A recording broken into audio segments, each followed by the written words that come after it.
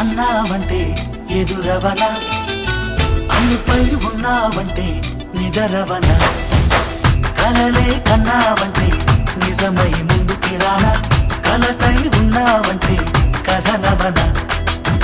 అమ్మలో ఉండే సగం అక్షరం నేనే, నాన్నలో రెండో సగం లక్షణం నేనే. అమ్మ తోడు నాన్న తోడు అన్ని నీకు అన్నే చూడు, చెల్లిపోని బంధం నేనమ్మా, చిటి చెల్లెమ్మా, వెళ్ళిపోని చుట్టం నేనమ్మా.